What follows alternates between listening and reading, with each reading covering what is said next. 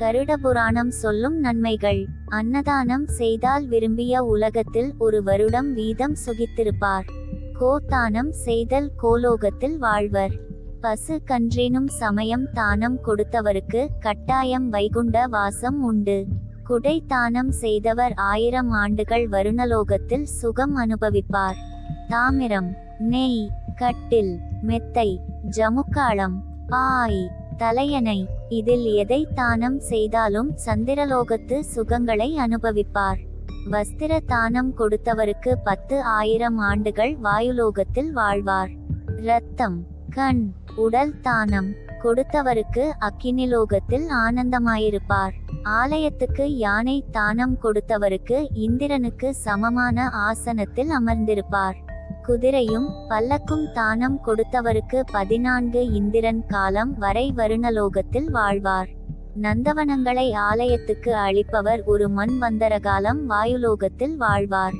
தானியங்களையும் நவரத்தினங்களையும் தானம் கொடுத்தவருக்கு மறு ஜென்மத்தில் அறிவாளியாகவும் தீர்க்காயுள் கொண்டவராயும் வாழ்வர். பயன் கருதாது தானம் செய்பவரின் மரணம் உன்னதமாயிருப்பதோடு மீண்டும் பிறவி வாய்ப்பதில்லை. நற்செயலை விரும்பி செய்கிறவர்கள் சூரியலோகத்திற்கு செல்கிறார்கள். தீர்த்த யாத்திரை புரிகின்றனர், சத்தியலோக வாசம் கிட்டுகிறது.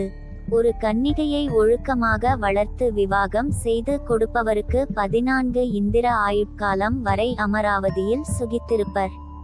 பொன் வெள்ளி ஆபரணங்களை தானம் கொடுத்தவருக்கு குபேர லோகத்தில் ஒரு மன்வந்தரம் வாழ்வார். பண உதவி செய்பவர்கள் ஸ்வேத தீபத்தில் நெடுங்காலம் வாழ்வார்கள். நீர்நிலைகளை சீர்திருத்துபவரும் உண்டாக்குபவரும் ஜனலோகத்தில் நீண்ட காலம் வாழ்வார்கள்.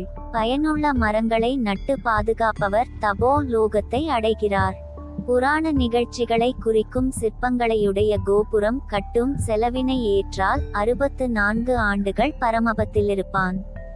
தெய்வம் பவனி வரும் வீதிகளை செம்மைப்படுத்துபவர் 10,000 வருடங்கள் இந்திரலோகத்தில் சுகித்திருப்பார்.